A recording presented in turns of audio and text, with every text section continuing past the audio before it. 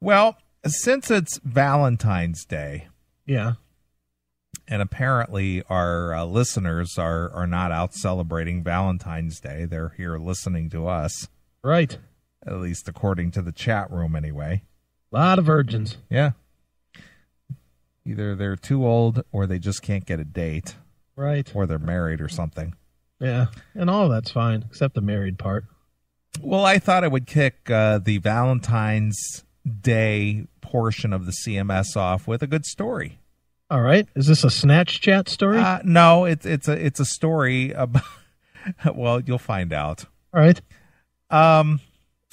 Apparently, a teacher thought it would be a good idea to get into the spirit of the, and I'm going to use the term loosely, the spirit of the holiday. Okay. By reading his freshman math class Mm-hmm. a really raunchy poem. All right.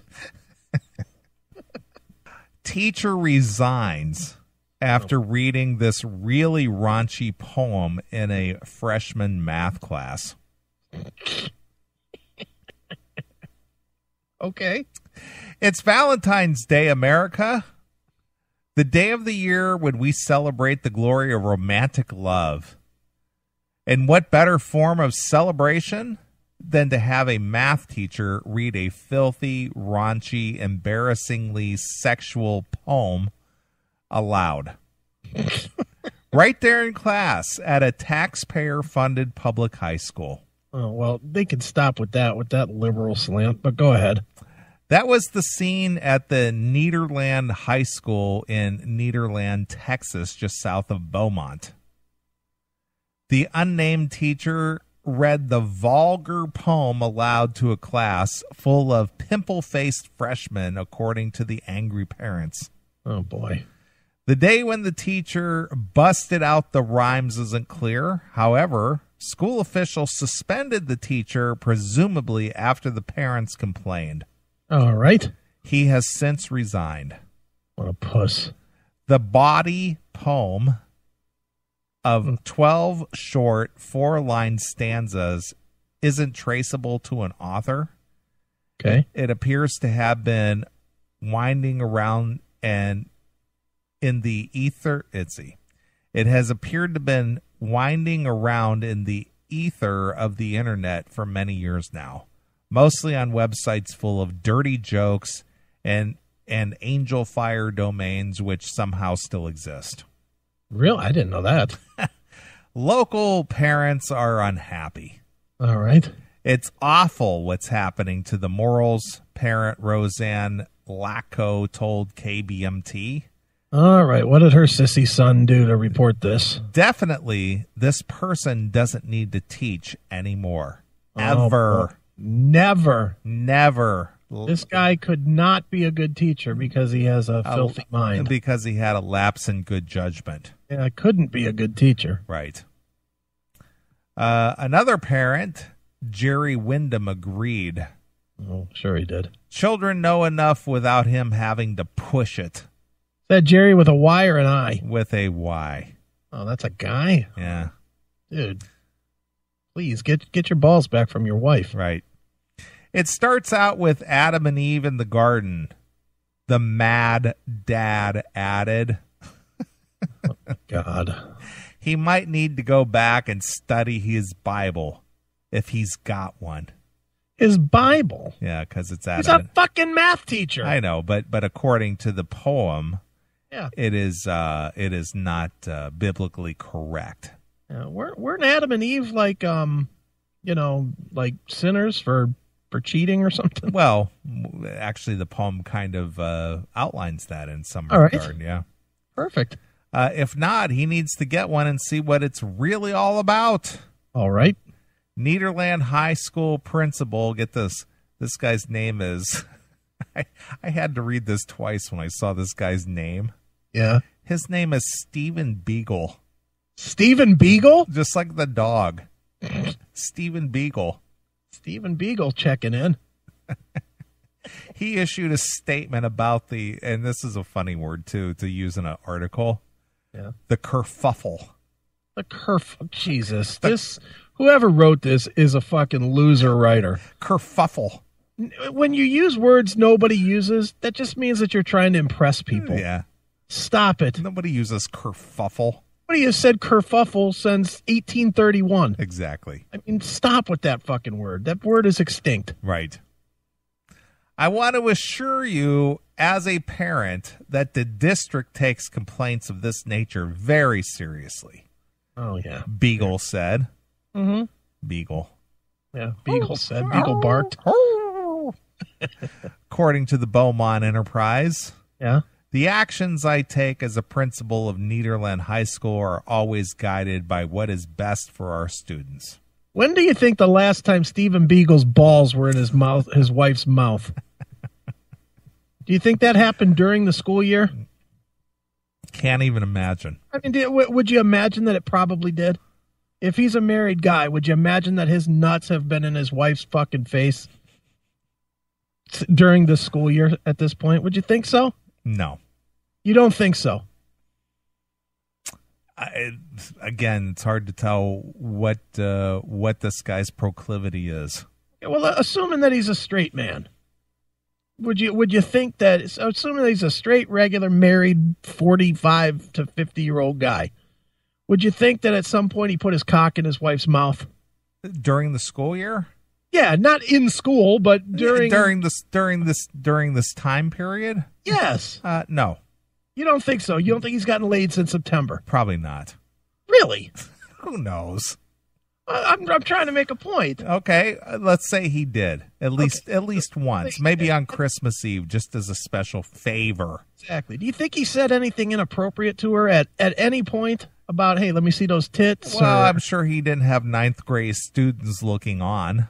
Whether he did or didn't, he still did fucking filthy things. He still had the same filthy thoughts. Yeah, now, he wasn't. It wasn't on display in front of the student body, though. I get that, but again, this guy should not be trying to come out like he's Johnny Moral Master when he's probably finger banging his chick at night. His hand probably still smells like his chick's rotten pussy. His rotten before rotten pussy. Well, I'm just saying. I mean, his name's Beagle. You think that he's got a chick with a hot pussy? It's hard to say. Probably smells like peanut butter and fucking jizz. Peanut butter and jizz. Yeah. All right. But that's my point, is this guy is talking so like this is horrendous and this guy should get his Bible and blah, blah, blah. Shut the fuck up. You were sticking your dick in some pussy yourself recently, so don't act like you're not, like you're there. And God forbid his son, Jerry's son, all of a sudden decides that he doesn't like girls and fucking goes and sticks his dick in another guy's mouth. Then old Jerry with his Bible is going to be all fucking freaked out, and he'll be happy if the teacher comes back and tells him stories about guys fucking chicks. Right. Right? I imagine. Boy, you're really going into a lot of depth with this. I think forward a little bit. I guess you're a forward thinker. That's right. Well, would you like to hear the poem? I would. I'm going to try to read this in my best prose. Now, can we say everything in this, or is it too vulgar for this show? Well, no, it's never too vulgar for this show because we don't have a line.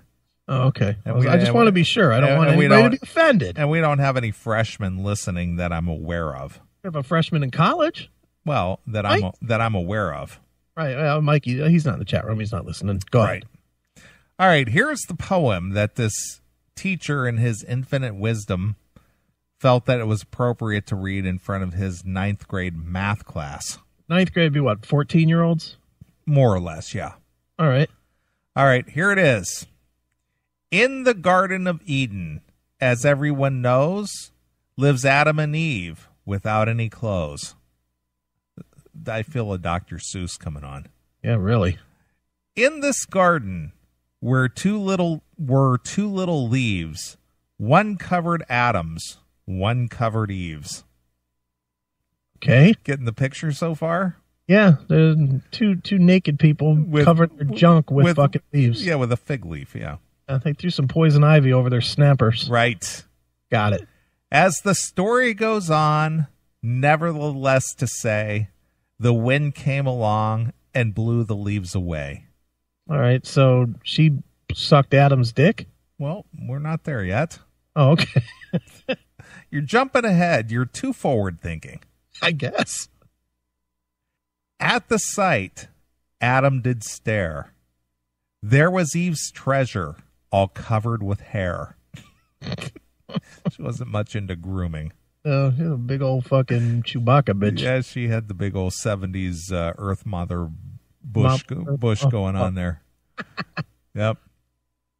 And wonder came under Eve's eyes as Adam's thing started to rise. His thing. His thing. I mean, this sounds like a 5th grade poem more than a... This is Dr. Seuss for adults, I guess. So bad. They found a spot that suited them best. A nice big tree where they began to rest. All right. Now we're cooking. Right. Her legs spread wider and wider apart, while thrill after thrill came into her heart. Oh, wow. And I don't think they really meant heart. The head of Adam's thing. Oh, my God. Peeked into the hole. Oh, Jesus. And filled her with passion beyond her control. All right. Backward and forward, his thing did slide, and Eve's treasure was all wet inside. Mm-hmm. The joy was good. She wouldn't let loose until Adam's thing was all out of juice. Or went in her caboose.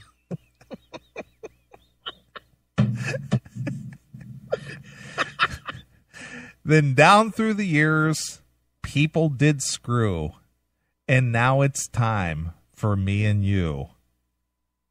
So pull down your pants and lay in the grass, 'cause I'm in the mood for a piece of that ass. Oh, Jesus. All right, maybe there's some validity to him being fired. He should be fired, not resigning. Well, he got suspended and then he resigned. All right, maybe he did need to go. Maybe probably not in the best interest to keep him around kids. Right. So he believed that was appropriate for Valentine's Day. Please tell me you got some audio of some reporter asking him how he thought that would work. No, I don't have any audio. Sorry. Damn it. No audio. What was this guy thinking? It's hard to say. Maybe he just thought it would be funny. Yeah, I can see that has to be what it is, and he's got to be a young teacher. Yeah, he was probably like a young dude. Thought he'd be funny. Thought he'd be cool and hip. Yep. Bring this to the table. Thought it would get a laugh or two. And say, oh, Mr. Ryan, he's such a riot man. Right. Exactly. And it got back to mom and dad, and they were just like, "What?" Right. There was that one kid that's still fucking afraid of her own shadow that ran home to her mom. Yeah. He said that he puts his thing in her bush. Right. Or whatever. Yeah. In her hair pie. All covered with hair. Right. Mine's all covered with a little hair, Mom. Sure. Put it in mine. Sure. So there you are. Wow. So a teacher in Texas decides he wants to regale the class with, some poetry, and it doesn't go well. Well, I think you could probably be safe by saying a former teacher. Right. I don't think he's getting another gig. Sure. Might be time to look up that pottery degree. I agree.